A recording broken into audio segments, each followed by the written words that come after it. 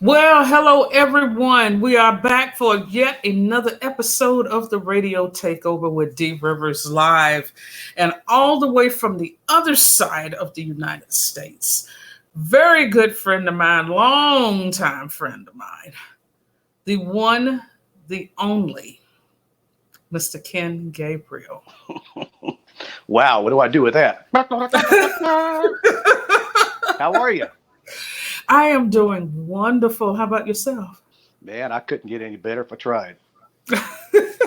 Well, I could get a little better if I tried, but Yeah. Well, mm. cheers to you. Cheers to you too. All right. Mm. I So always what you start the think? show about what? What's that? You tell me what you want to say, what you want to know, what you want You to do. know what? I was going to tell the audience how we met. And I got to go back a few years. I want to say that we either met at A, Joe's Underground, B, Cafe du Toll, or C, word of mouth. I'm thinking it would probably have been Joe's Underground because I played there a lot back in the day, and at one time that was the place to be. It's still a nice place, but downtown's just changed quite a bit. So how it is over time. You know what? I was there, was it last year, a year before last, for a visit. I don't even know, Augustine. I went downtown. Everything has changed. I'm like, Yeah, where am I? it's the venues aren't there like they used to be. In the '90s, you could play 4 or 5 nights a week and never play the same place twice. That's right. They're just, the thing has changed. People won't pay a cover charge to save their life anymore. So that puts the venue owners behind the eight ball. The UI laws have a lot to do with it. And people just have a lot, there was no internet back then. So people have a lot more choices now. And, because there was no internet back then, a lot of the things that we did, there's no record of. Thankfully, That might be a good thing. Yeah, that's what I was saying. I remember, Ken, back in the day, I don't know if you remember this show or not, but it was called Dallas. Mm-hmm.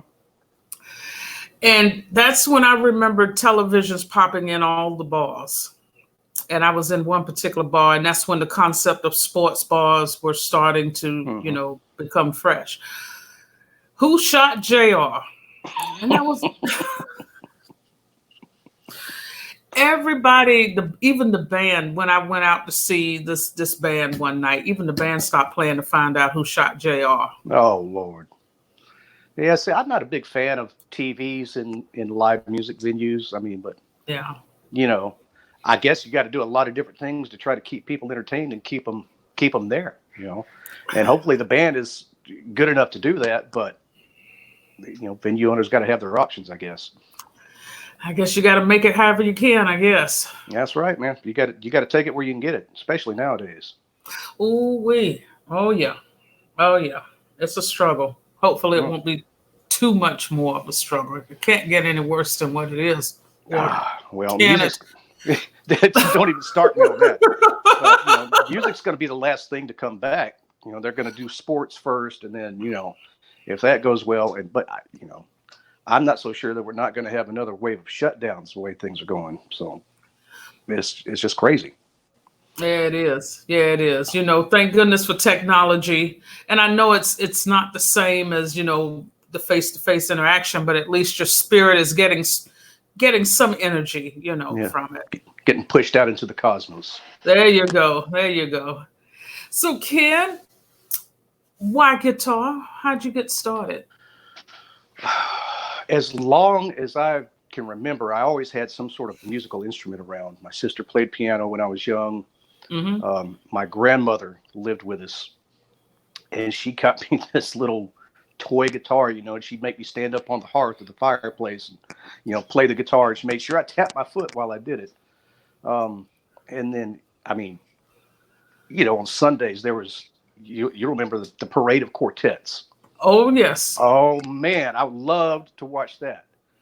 every Sunday. I was religiously watching. I mean, these guys in these robes, man, the strings like sticking a foot up off the headstock. And, you know, I just was fascinated by it. So when I was about 13, my grandmother, God bless her, signed me up for guitar lessons. Okay. And that was the first thing that I had ever done that I sort of excelled at. You know, I had the athletic ability of a drunk gnat. I mean, I couldn't hit the ocean from the beach throwing a ball, but guitar, I just was obsessed with it. You know, as the song says, played it till his fingers bled. That was me. Wow. What was your first guitar?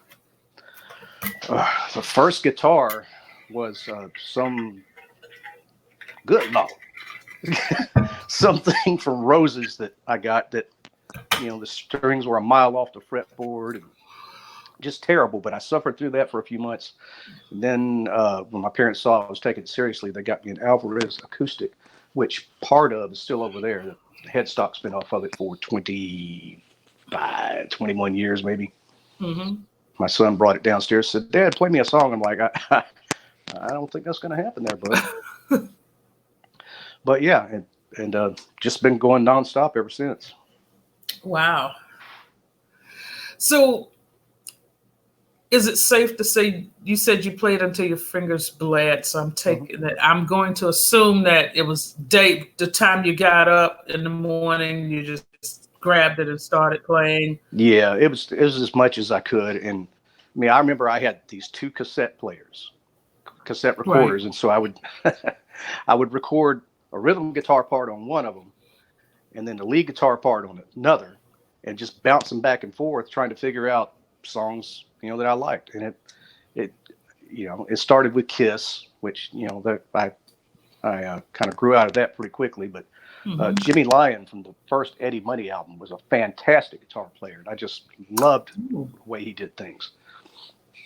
So I mean, it quickly progressed from there. And you know, a couple of years, my family moved to Texas, so I got exposed to a whole different set of things. One of which I saw that you had David Pastorius on a few nights ago, and he's been playing with PT for quite a number of years. And Mm-hmm. Pat Travers was huge in Texas. Why there, I don't know, but I was just blown away by him, and later got to open for him back here in Augusta. So that was Oh. kind of a cool turnaround. Oh, nice. Yeah, it was Yeah, fun. he's something else, isn't it? Oh, He's just got a touch and a soul that nobody else has. You know, when mm-hmm. you hear Pat Travers playing, you know it's him. And he could come in and play my rig, and it would still sound just like him. It's not about what he's playing through. It's just his hands. You know. Wow. So speaking of technique, now are you a tone chaser? Well, I'm not really a gear head. You know, I mean, I can set up an amp and get what I need out of it most of the time, or even I haven't even used an amp in years. I just use a little preamp, and there again, I mean, you know, most of the tone is coming from you, the way you play. You're still going to sound like you, whether I'm playing through a little, you know, 10-watt Ibanez or a 100-watt Marshall. It's just the way, you know, the dynamics that you play with, the way you bend notes, your note choices. So, you know, I mean, I'll use gear until it is so worn out that it's not even, nobody would even buy it anymore. And then I've got it all stacked up around here. It's ridiculous. So you mentioned Kiss as being one of your. Oh, I just want to let you know too, Ken. This no script. Oh, that's cool. Rapid fire. I don't use set lists, so it's all good. So you mentioned Kiss as one of your earlier influences. Mm-hmm. Is there anyone else by chance? And PT? Heard you mention PT a little bit. Yeah. As far as guitar-oriented music, I mean, after we moved to Texas and I got into some jazz band stuff, I started listening to things like Al Di Meola, Larry Carlton, you know, Neil Schon from Journey. Probably, maybe one of the more underrated players around. I mean, because he can have just blistering fire, but he's always got a soul and a melody behind it. So I listen to stuff like that quite a bit. And of course, you know, the other stuff, Ted Nugent, April Wine, saw a lot of concerts when I lived in Texas and worked at a few of them backstage as a teenager, which was pretty wild. Things Wow. happen. Things happen. You know, speaking of Journey, those early albums cannot be touched. You Mm-mm. know, they just classic, just And most gold. people don't even know that they were like a jam band type thing before Steve Perry was ever even in the band. Greg Rowley was doing all the singing, and singing was just kind of an introduction to the jam. Yep. And then the HSAS with Sammy Hagar and Michael Shreve and Neil Sean. Okay. That was some crazy stuff too. Now I got to go back and look and research that. Oh yeah, I mean they had them a little super group going for a while. That had to be after. That was sometime after '83 because I moved to Los Angeles Okay. in '83, and Okay. it came out shortly thereafter. So after you decided you got your guitar and you're starting to feel your way around, so you played. Did you have your mind set on lead and rhythm, or just kind of one slid into the I other? mean, it's just you learn the rhythm first because you can't just stand there and play lead all night. You got to play the rhythm for the song. Right. So to me, it was always just kind of one thing. I never really separated it, the way some people do. Angus Young, greatest rhythm player ever, probably. Mhm. Never played a lead note in his life, but he was so fundamental to the tone and the structure of AC/DC, an unsung hero. Um, and the Stones, the way they still do things, I suppose, the way they play off of each other. Nobody's playing the exact same part. It's just kind of all weaves in together. So I kind of learned a lot from that stuff. Okay. Cliff Bennett says hello, by the way. My stepchild, my redheaded stepbrother. What's going on, man? We'll get together soon. We have This, much to discuss. you know what? This is what he says. He made a post, Facebook post, and I'm going to read it out loud, Cliff. No telling what's going to come out of this interview with. I told you I might go rogue on you. You don't know how many times I've woken up at Cliff's house in the past and was like, dude, where's my car? Oh, goodness. Mm. So, your first gig. My first gig. Mm-hmm. The very first time I played, well, it depends on what you call a gig, I guess, but first time in like a bar environment, I was 14 years old. And my dad worked with a guy that had a little country band, and they were playing literally a beer joint up at Lake Murray somewhere. So he takes me up there, and I sit in, and I played like 2 songs on guitar. And they took a break. Well, the drummer just didn't bother to come back. I mean, he was in the parking lot doing what drummers do in the parking lot back in those days. Right. So I played drums on about 3 or 4 songs. Dad, I didn't know you could play drums. I didn't either, but somebody had to do it. Oh, but this is the bad part. Of course, there was no cell phones back in those days. Right. And my mom was babysitting my nephew, who was like 2 years old at the time. So Dad and I have been out catting around at the bar, and he didn't drink. He never drank a drop in his life. Get home, and my mom is furious. My nephew somehow got a hold of a wire coat hanger and got it up in his eyeball. It went around up under the eyelid and around the back of the eyeball. And she had to take him to the hospital and get that removed. No damage. Everything was fine. But, she didn't know where we were. They probably wouldn't answer the phone if she had the phone number anyway. So, yeah, welcome home from your first gig, kid. Wow. And then the next one after that, I played Party for my boss at the steakhouse I worked at in high school. And I think we cleared $6.50 a piece. Ooh. Oh, but I had to rent a PA. So, I mean, we went in the hole. And nothing has changed since.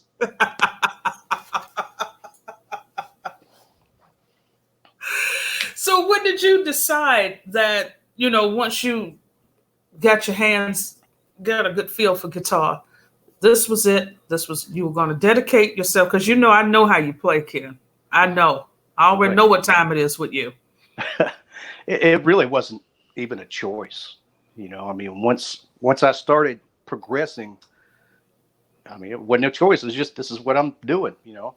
Um, and only about 2 or 3% of us ever make a good living at it.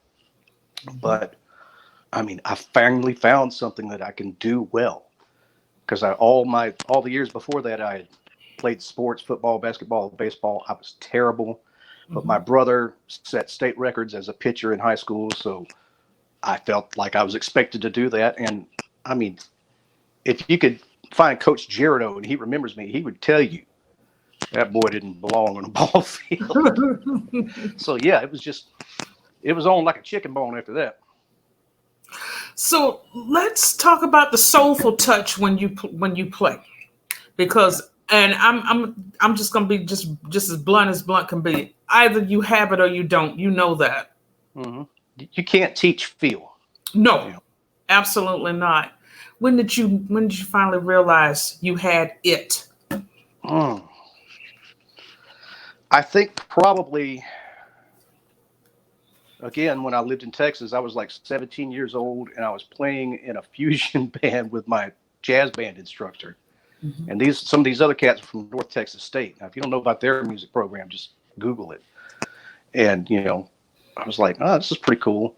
And then I joined a band called Blackstone, Mhm. who were just about done by that point, but they'd done some regional touring in the Midwest, and they opened the Texas Jam because they won a battle of the bands somewhere throughout the state of Texas. So they got to do that in '78 when Van Halen came back, and none of their gear was with them. And I wasn't playing with them at that time by any Okay. stretch, so I don't want anybody to get confused there. But it's like, yeah, I think I can do this. And then the guy that was the main songwriter, he was a drummer, but he's also the main songwriter, incredible musician, not the best guy in the world to do business with. But he decided, hey, I'm going to LA. I'm like, okay, I'll go. I'm sitting in Amarillo, Texas. I got no family here anymore. They've all moved back east. Might as well go to LA and see what happens. And we did all kinds of. I mean, we must have done 500 songs just on it. We just had this little 8-track demo studio in his apartment, and we'd have other people come over and they'd use me, and that's the whole thing. It's like, well, he was a session player in LA. Well, I wasn't sitting next to Lukather and Tommy Tedesco. I was just doing little demo tracks for people. So I feel like maybe that at some point has gotten blown out of proportion, and I don't want it to, because that's not the way it was. Bazillion other guys doing the same thing at the time. So yeah, but I'd say around the time I was 17, I figured out I could get by. Now you mentioned you moved out here. How long did you live out in California? From '83 to '90. So I Quite was a in I while. was in Burbank and North Hollywood from '83 to '90, and So never once put on a stitch of spandex. I was gonna ask. I'm like, uh, Nope. Y'all can do that all you want. This kid from South Carolina ain't playing that mess.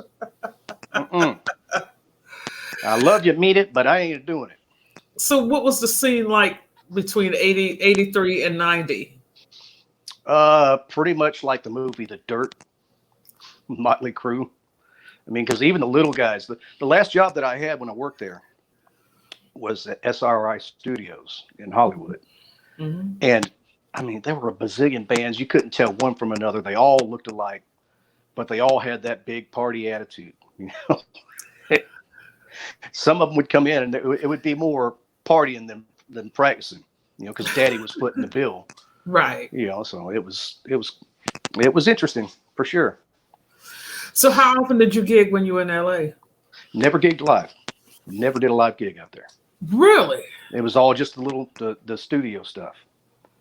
Now I saw plenty of people, and the thing about working at SIR is I worked from 4 to midnight, and you never knew when you came in at 4 o'clock who was going to be on the roster.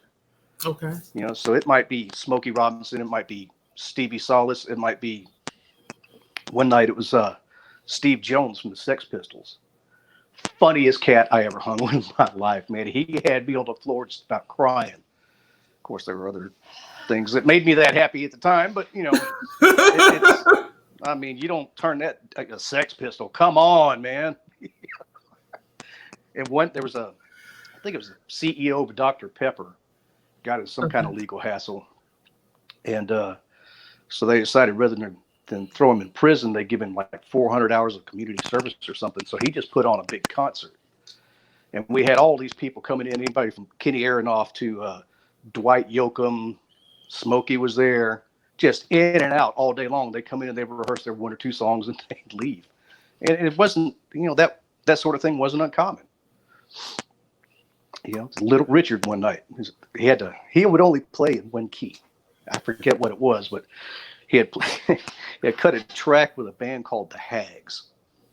And these dudes were straight up Hollywood junkies. They were a mess.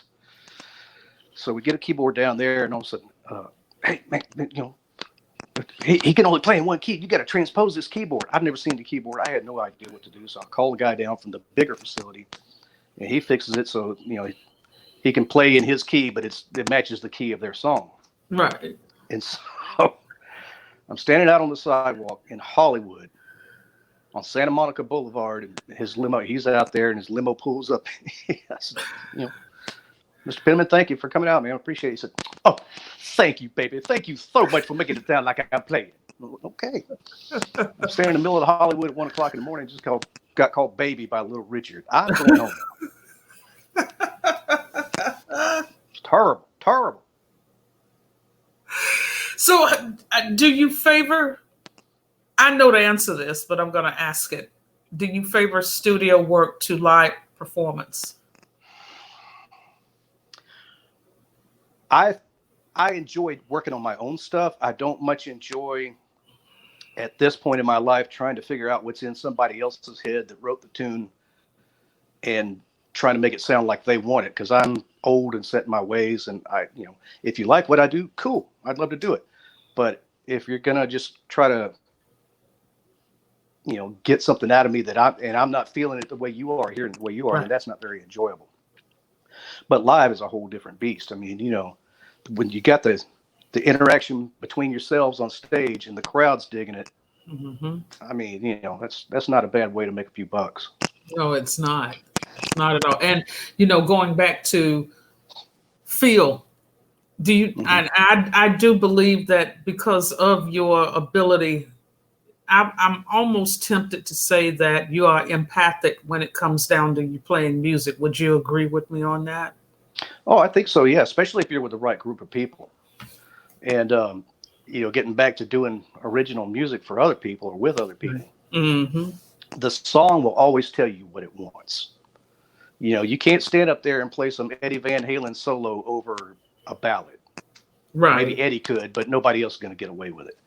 So you got to listen. And sometimes it's just as simple as playing one muted note, just instead of just overpowering it. You're a parts player. You can't be, look at me, I'm the guitar player. You have to serve the song. That's a good way to put it. Serve the song. That's right. And you're also very good with your dynamics as well. You don't just turn it up to 11 and leave it there. I've watched you. I mean, you literally got to serve the song. When the vocalist is doing their thing, whether it's you or somebody else, you got to kind of get out of the way a little bit, because that's what people want to hear. You go in there with no vocalist in this area, you're not coming back. They don't care about instrumental music, unless it's more on the jazz side. Then you have a whole faction of people, but I'm not really a jazzer, and I'm not going to try to pretend that I am, because anybody would know. Well, I've seen you pick on stage, feel a song when you're doing a set, and I can tell, when you fall back, and when it's time for you to step up, you step up. You're not afraid to step up, but you also allow the vocalist to do his or her thing as well. You know when to pull back and you turn your volume down, and it's natural. It's natural though for you. Well, thank you. And it's not even turning the volume down. It's just lightening up my playing. what you got, dynamics, like you were saying earlier. Mm-hmm. The harder you hit it, the more it's going to drive the amp or the preamp, whatever you're using. So you can do a lot just by how hard you're striking things. And uh, chord wise, are you going to play just open cowboy chords? Or are you going to play it way up here? That has a huge effect on the tonality of the chords. So there's a lot of nuances that you learn over the years. And that was another thing I was going to ask you. Did you learn these things the hard way or life experiences, or how can you describe? Mostly, I've learned everything I know the hard way. It's crazy. But I did have some good teachers. There was a teacher in Texas.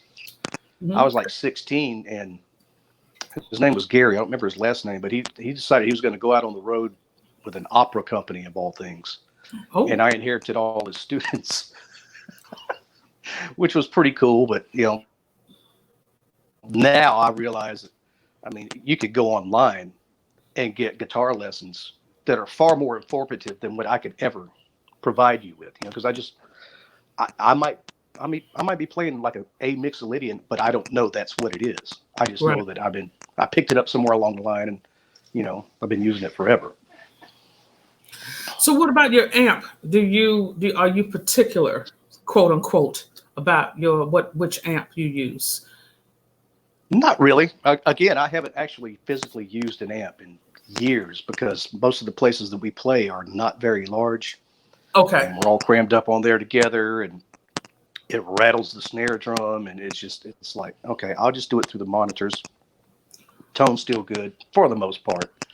Um, but no, I'm not really particular. I don't choose one over the other. I've got an Egnator, I've got a Roland, I've got a old what was that thing? A, a Crate Blue Voodoo. I've hmm had I've had Fenders. I've had about everything but a Marshall. Just never had the scratch to pick one up. And I got a 412 cabinet sitting over there that hasn't seen a live gig and since the Slam days, Whiskey Junction. So it's 94 pounds. I'm not hauling it around anymore. Oh no, no, And no. the thing of it is, it sounds one way to you, hmm but those 412s, 20 feet out in the audience, they're exterminating rats. It's just blistering people's heads, and they don't want anything to do with that. So, as far as guitars, do you own an awful bit of guitars? I think I got like 11.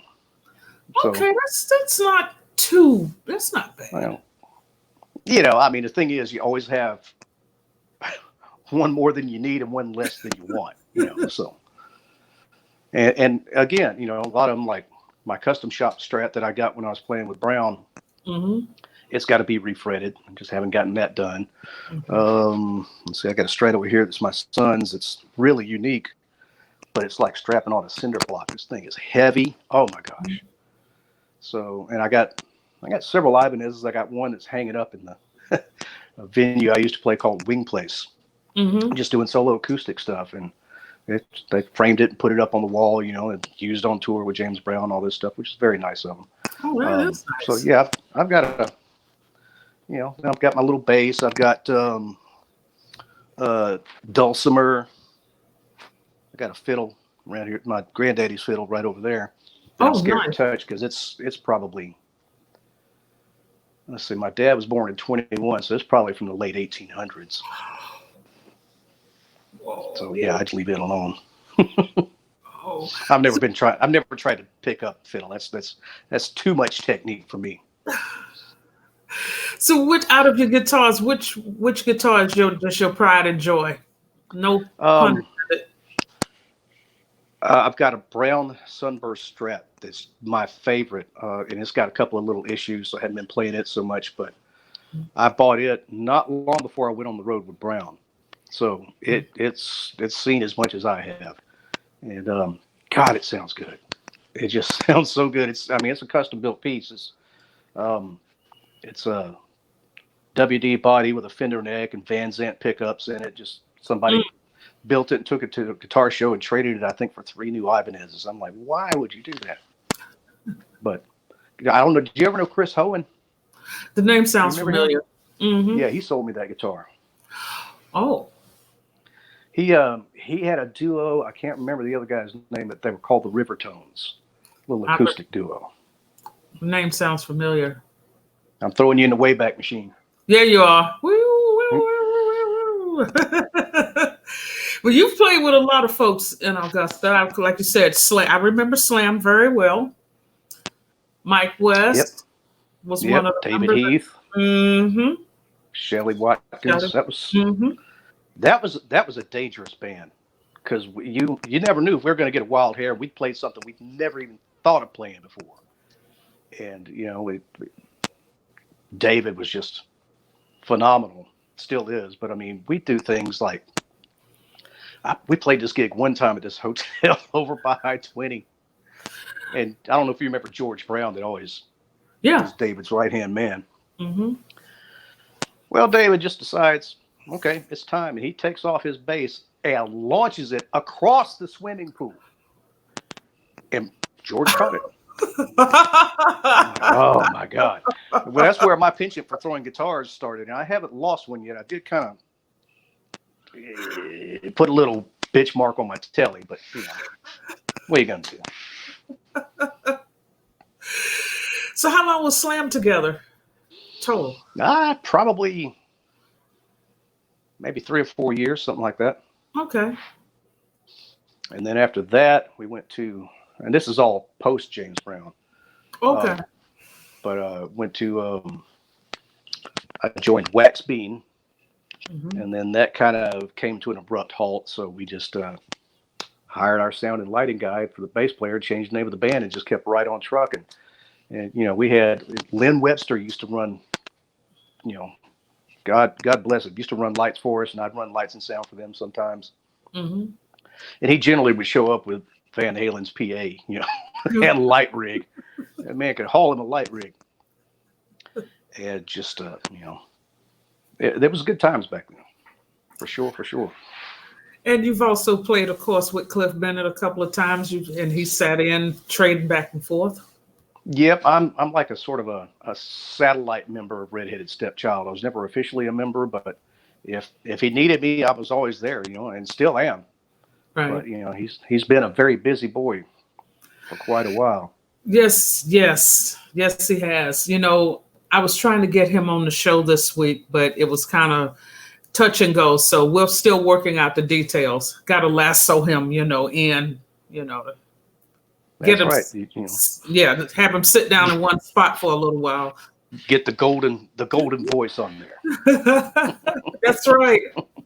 Cliff, we're gonna get you on here. We're gonna get you on here soon. That's right, buddy. Soon. So it'll be your time to sit in the chair soon. Grill him. That's right. And also, you've also played with John Colbeck, I believe, right? Have you played with? Yeah, I've done a few gigs with him, but mostly that was when he would be playing with Cliff. Okay. And I don't even know if I know he was working with Black Swan Lane, I believe. Mm-hmm. But I think he's got a pretty good day gig, and and he doesn't do social media, so even if he was playing, I wouldn't know. Right. And what is a mystery? He is a man of mystery. And what were some of the other local musicians you've shared the stage with that you'd like to from the past? Well, let's see. I've been in Palmetto Groove for about 10 years, which was kind of a beach band thing. Then it kind of morphed into a little more variety. Right. But it's all 90% private and corporate gigs. Because you got a big band with a horn section, you're not going to get any money to go play a club. Nope. And I'm playing with Third Time Charmers. Been with them for about 5 years, and that's a really good band. We got our harmonies. I'm very proud of our harmonies. Brooke Lundy, great singer. She's been there and back as far as professional gigs in the business. Right. And then Yank, the bass player is what we call him. Mm-hmm. I've been buds for a long time, and Andrew Clemens. So, we were rolling right along, and then COVID decided, nope, you're going to sit down for a few months. And we're just now getting back to the point where we can do something again. Now I've heard of Brooke. I've heard of her, but I have not. I've never seen her perform live. Oh, you would be impressed. You would be impressed. She was, I think, runner up on Star Search. All Remember right, Star Search? I Yeah, do. she was 14, I think. Oh, And most of those reality shows, I mean, the best thing that can happen is that you don't win. Because mhm. then they own you Exactly. for the next 10 years. Exactly. The dirty little secret they don't tell everybody. But Hmm. yeah, I mean, she's really good. She's lived in New York, LA, Nashville. She's performed in Spain a few times here recently, or no, Italy. I'm sorry, Italy a few times recently. So Okay. she's a pro. Sounds like it.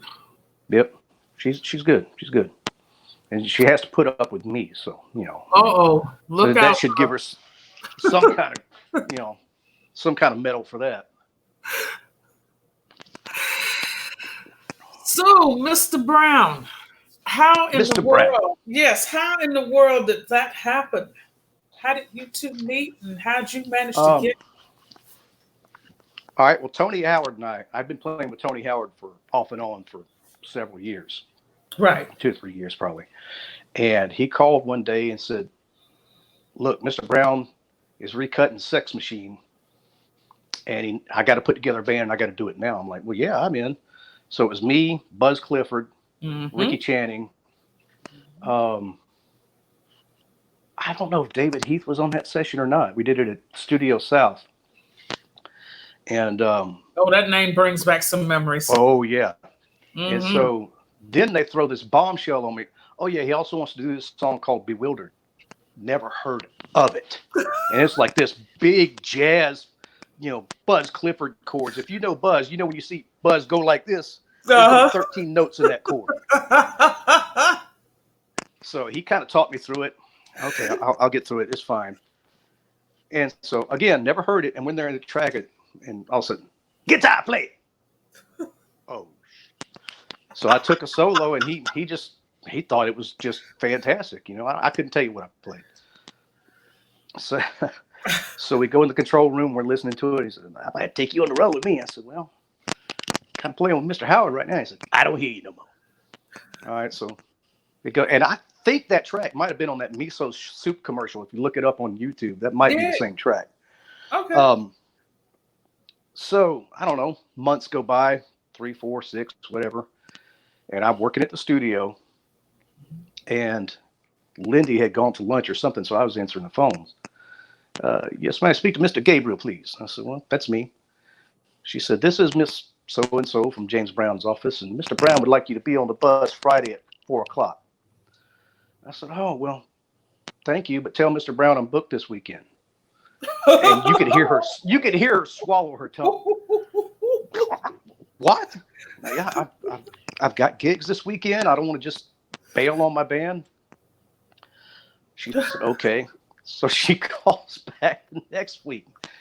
Said, "Mr. Gabriel, Mr. Brown would like to know if you might be available to go out on the road with him this week." I said, "Yeah, I'll make it work." And then I bailed on my band anyway. Oh. So, I get the D-bag award for that one. But I mean, I just had 2 or 3 days of rehearsal with him. We went to Albany, Georgia, and then Macon, Georgia. My third gig with James Brown was Radio City Music Hall. No intimidation factor there. Oh no, no, no. No. And then after that, it was off to Europe. So it was quite the whirlwind trip. Wow. You never knew what was going to happen. You might go out for a week and be gone for a month. You might go out for a month and be back in a week because, if the guarantee wasn't there, he wasn't going. Right. I hadn't pre-sold the show. But yeah, it was fun. I mean, there were some odd times for sure. But I wouldn't change a second of it. But it was a trip.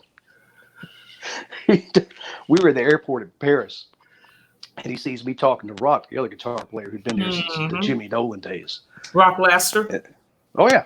Uh-huh. So we're talking and talking. If you know Rock, you know Rock. I do. So finally we split off, and I kind of walk over there towards Mr. Brown. He said, "Mr. Gabriel, stay with him, Rock. I'll buy your house." I'm Oh God, here we go.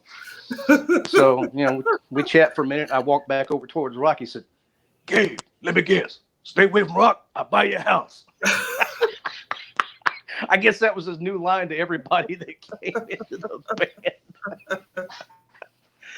Oh, he could be a funny dude, man.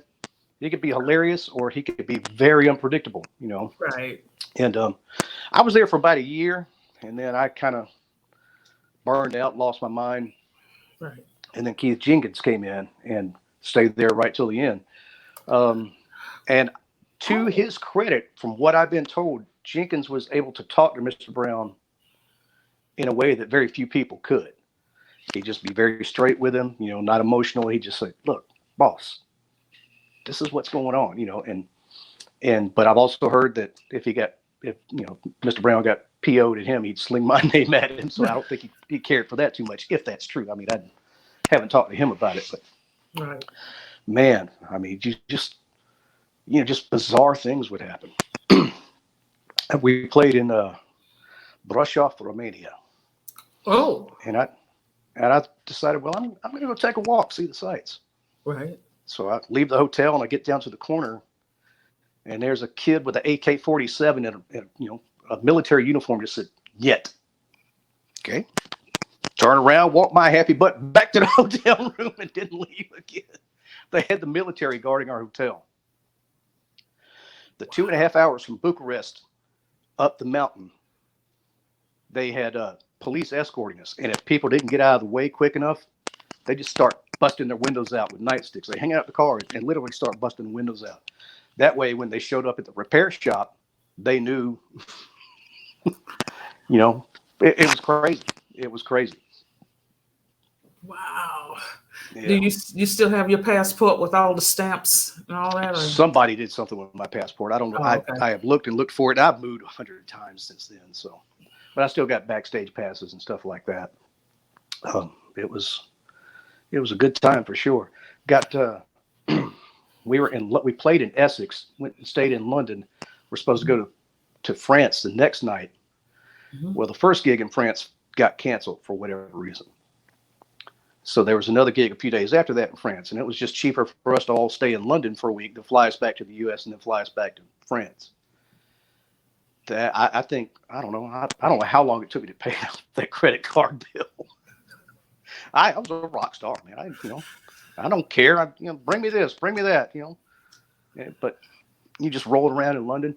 I took my guitar to a shop. I asked the guy at the gig, one of the guys at the gig, I said, who does the hippest guitar repair around here? He told me it's Charlie Chandler. Okay. Well, little did I know that Charlie Chandler works on Eric Clapton's guitars and all these guys, So I had that brown Strat I was telling you about. I had my baby, and I just wanted him to put some new tuners on it because I didn't like the vintage tuners. Mm-hmm. I sat there and watched him dissect my guitar. I'm like, oh my God. He's like, oh, these are Van Zants, right? Those are good pickups. And I'm like, oh, okay. Well, I'm gonna go grab a sandwich and come back. And I have to this day, I have no idea how much money I spent just on that guitar alone, just to have him do a little mod to it. Whoa. Well, that is interesting. I couldn't even imagine, being on the road that much. I can't imagine it. One of the funnier stories, again, going back to France, there was a flight attendant on the plane, and she was all about some celebrity. Anyway, anyhow, she was all about some celebrity. She said, can you get Mr. Brown's autograph? I said, yeah. So I walk up to first class because he was never going to fly in coach. And fine, I mean, it's his gig, Right. So, Mr. Brown, this young lady like you to sign something for her. He said, try and get you some leg, huh?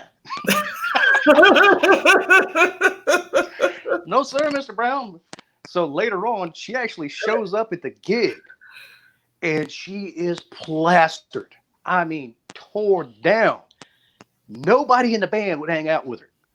Nobody. And if you know anybody in that band, I mean, you can imagine that some of them at the time. Okay, whatever. No, wasn't happening with this one. But, I left after a year, and every time I saw him after that, Mr. Gabriel, how you doing? How's your family? A hug and a handshake, and respect, because I respected him. And, when he hired me that first day at rehearsal, he said, "Mr. Gabriel, I see you all about business." I said, "Yes, sir. You wouldn't want me to bail on you like that, would you?" He said, "That's right." So for the first 6 months I was there, they nicknamed me Too New, because I was too new for him to mess with yet. Oh. Had to get broken in first. Too new. Good times. So did you do any television performances? I saw some footage thing. Yeah, I mean, there were some in Europe, but the big one for here was the very last Arsenio Hall show. We closed out the last Arsenio Hall show.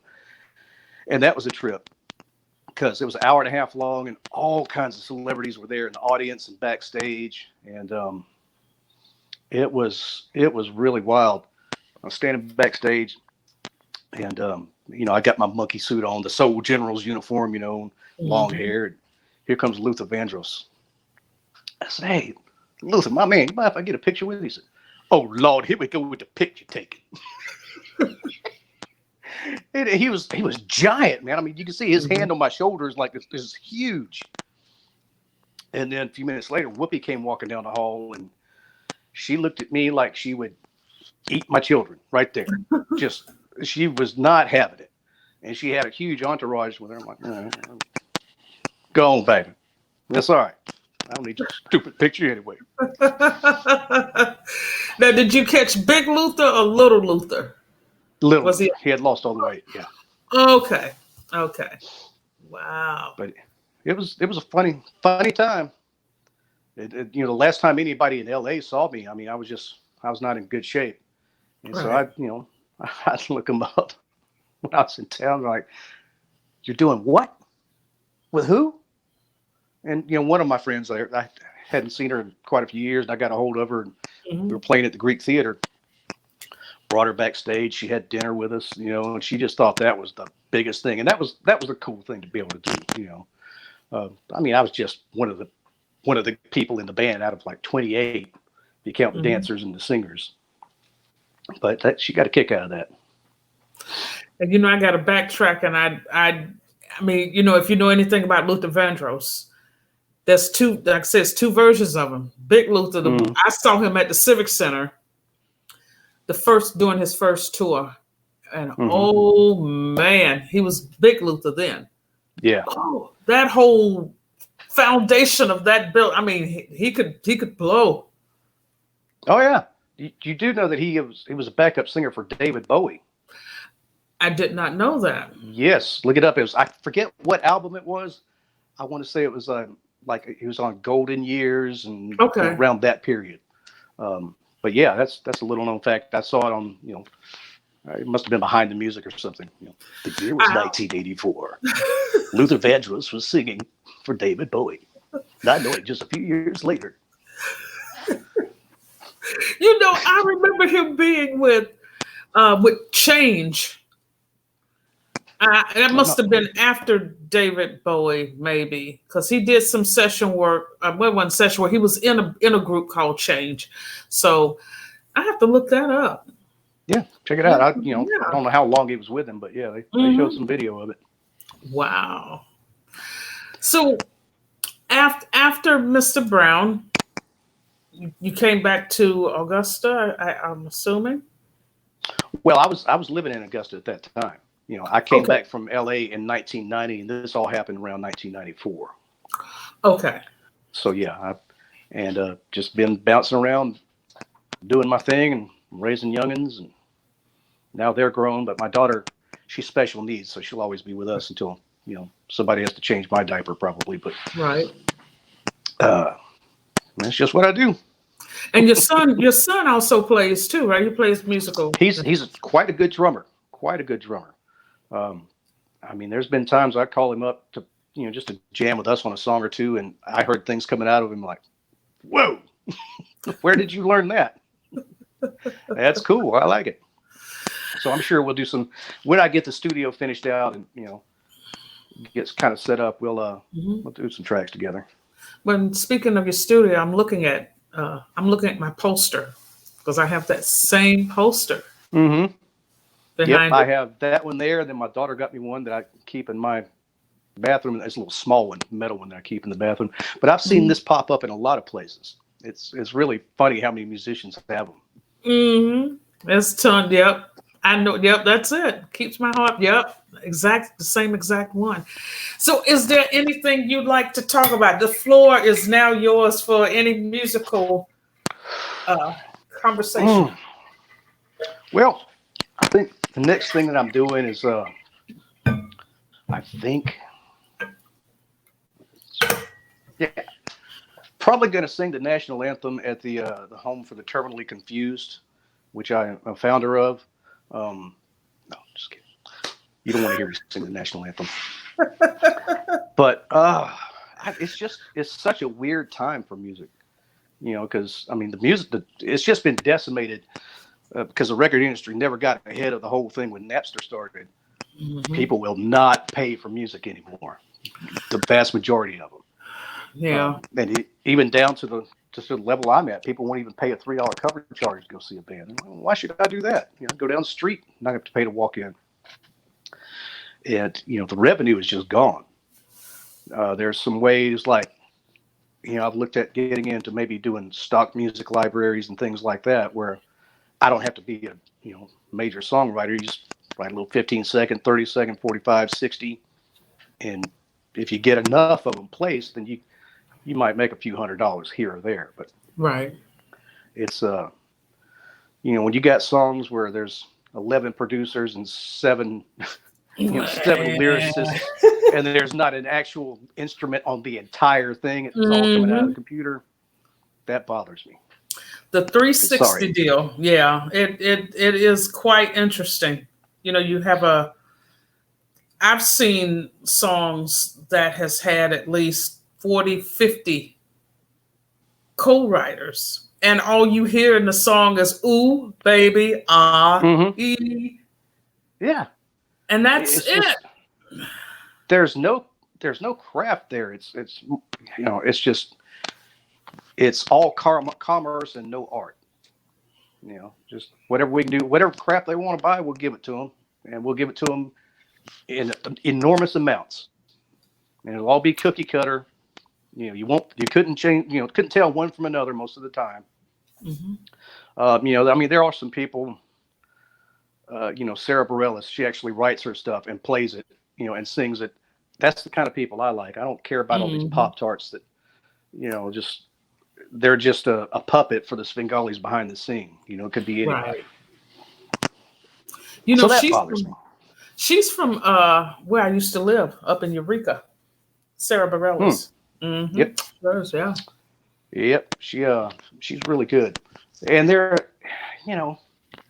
so much good music out there, but you're not going to hear it on terrestrial radio. You will not. No. That is an incredible amount of underground musicians. That's what I call them, underground. Yeah. Just mind blowing. And I listen to all kinds of stuff. I mean, I can go from Jason Isbell to Sons of Apollo and not think a thing about it, from one song to the next. Just, okay, I remember this song. Let me go listen to that. So I'm very diverse as far as what I listen to. But again, not going to hear it on the radio. No. Just not. What is a fun fact about you, Ken Gabriel, musically, that your fans may not know, or do they want to know? Well, I mean, besides the fact that I was raised by penguins, the fun fact musically. Well, I mean, I play, and I'm not saying that I play them well by any means, but I play drums, I play bass, I play a little bit of dulcimer, of course, guitar, a little bit of keyboards. Just enough. I just like to do different things just to keep my interest going. But I would, saying that I'm a drummer would be a terrible mistake. Being able to play drums does not make you a drummer. I didn't know you played all that, though. I didn't know. Yeah, I mean, on a lot of my recordings, most of my recordings, I'm the only person on them. Wow. So I enjoy doing that sort of thing. And just, Musically, what would be something that would surprise people besides that?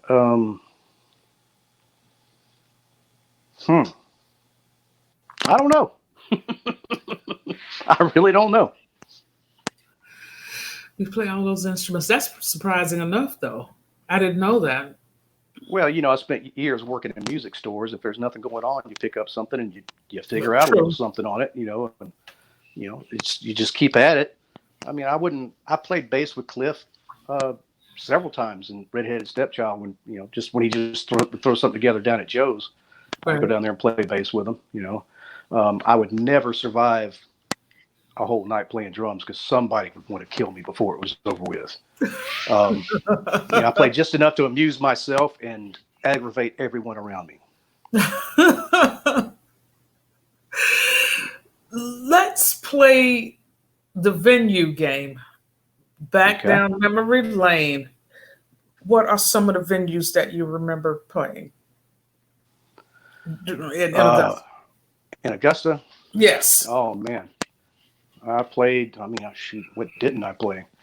I haven't played the Soul Bar, but Okay. Joe's Underground and the Cotton Patch Mm-hmm. and uh, uh, jammed a little bit at Cafe Duteau. Mm-hmm. And what was the one that David and Ann owned down on Word, Bart word of Street? mouth. Word of Word of mouth. Mouth. Played there Mm-hmm. several times. Uh, Marty's Faded Rose. Played there for years, and then it got bought by some people who had never.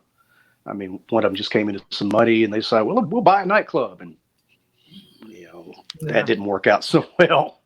Um, but things always change.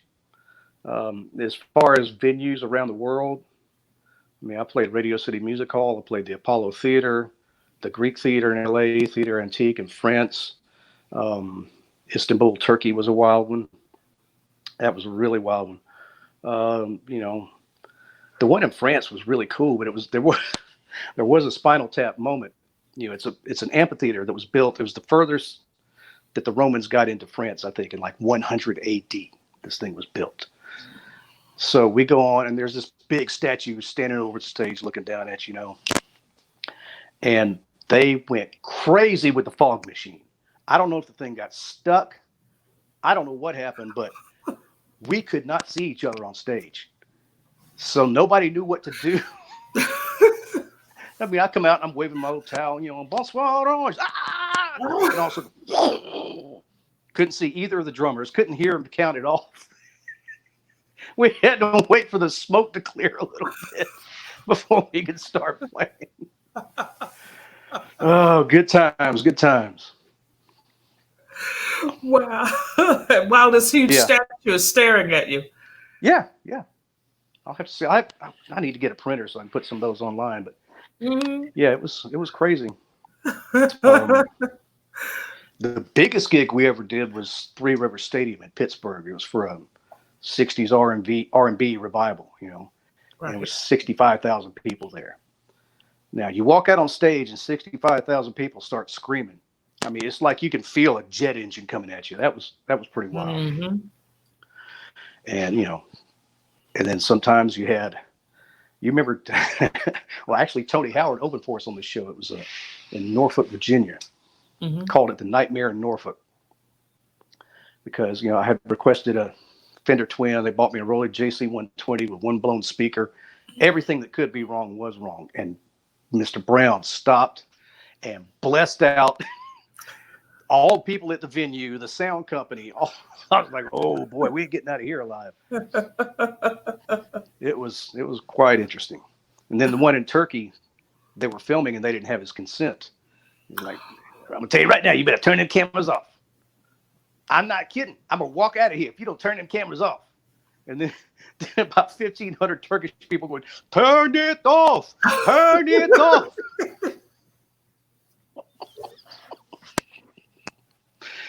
That was a long night. Wow.